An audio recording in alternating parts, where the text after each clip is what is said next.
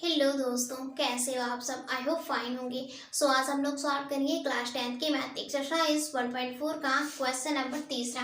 तो यहाँ पर क्वेश्चन नंबर तीसरे में क्या है कि कुछ वास्तविक संख्याओं के दशमलव प्रसार नीचे दिए गए हैं। प्रत्येक स्थिति के लिए निर्धारित कीजिए कि यह संख्या परिमेय संख्या है या फिर नहीं। और यदि यह परिमेय संख्या है तो और p अपान q के रूप में लिख सकते हैं। तो q के अभाज्य गुणनखंड के बारे में क्या कह सकते हैं। तो यहाँ पर क्वेश्चन में क्या है कि यहाँ पर हमें दिया है कि कुछ वास्तविक संख्याएं दी गई हैं और हमें चेक करना है कि वो परिमेय है या फिर नहीं। तो देखो, वास्तविक संख्या क्या होती हैं, ऐसे नंबर्स जो परिमेय और अपरिमेय संख्याओं को मिलाने से बनती हैं, उसे हम वास्तविक संख्याएं कहते हैं। तो वास्तविक संख्याएं क्या होती हैं, परिमेय संख्या और अपरिमेय संख्या को मिला देंगे तो वास्तविक संख्याएं मिल जाएंगे। और यहाँ पर क्या लिखा है कि दशमलव प्रसार दिया गया है। तो पहले हम लोग जान लेते हैं कि दशमलव प्रसार जो है वो कितने टाइप के होते हैं। तो देखो, दशमलव प्रसार जो है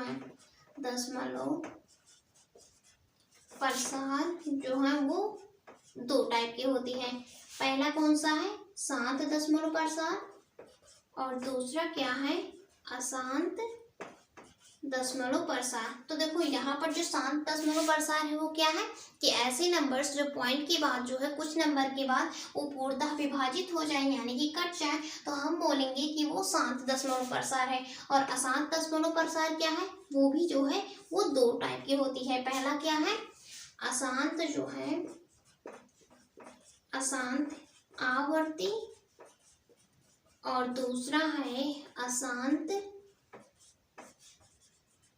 अनावर्ती। तो देखो, अशांत जो है वो दो प्रकार की होती है। अशांत दशमलव प्रसार जो है वो अशांत आवर्ती होती है और अशांत अनावर्ती होती है। तो देखो, अशांत आवर्ती मीन्स क्या है कि ऐसे नंबर्स जो पॉइंट के बाद कुछ नंबर के बाद जो है वो रिपीट करने लगी, तो उन्हें बोलेंगे अशांत आवर्ती। और अशांत अनावर्ती क्या है कि ऐसे नंबर्स जो पॉइंट के बाद कुछ का कुछ होने लगे यानी कि वो रिपीट ना हो। तो देखो, यहाँ पर जो दशमलव प्रसार है वो शांत और अशांत होता है, दो टाइप का होता है। तो देखो, शांत जो है वो परिमेय संख्या होगा यानी कि वो पूर्णतः विभाजित हो जाएगा कुछ पॉइंट के बाद, तो हम उसे परिमेय संख्या कह सकते हैं।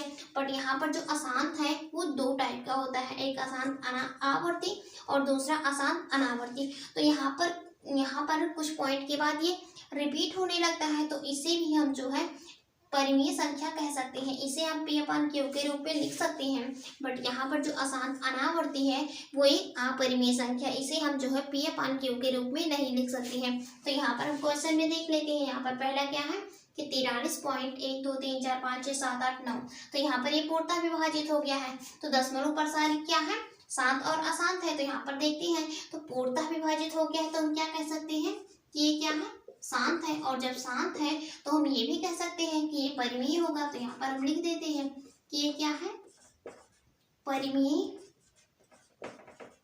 संख्या है। और यहाँ पर दूसरा क्या है, 0.120122, फिर यहाँ पर 12322 यानी कि यहाँ पर जो है कुछ का कुछ हो रहा है। तो ये दशमलव प्रसार कौन सा है, अशांत है। और अशांत वालों में से क्या है, अशांत अनावर्ती है। अनावर्ती मीन्स कुछ का कुछ होने लग रहा है पॉइंट के बाद, तो हम क्या कह सकते हैं कि ये क्या है, अशांत है। अशांत, यहाँ पर अब हम इसे मिटा देते हैं कि दशमलव प्रसार जो है वो दो टाइप के होते हैं। यहाँ पर हमने सीख लिया। तो ये क्या है, अशांत अनावर्ती है। ये नंबर क्या है, अशांत अनावर्ती है। तो हम क्या कह देंगे कि जो नंबर है वो क्या है, अपरिमेय है।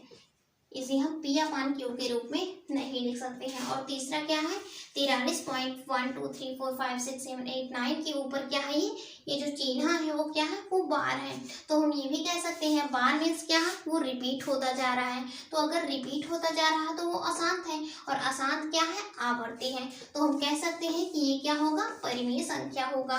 तो यहाँ पर हम लिख देंगे कि ये क्या है, अशांत आवर्ती नंबर है।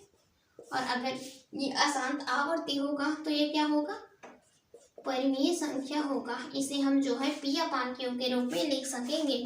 तो यहाँ पर हमने एक्सरसाइज 1.4 का क्वेश्चन नंबर तीसरा सॉल्व कर लिया है। और अब हम लोग अगला एक्सरसाइज सॉल्व करेंगे।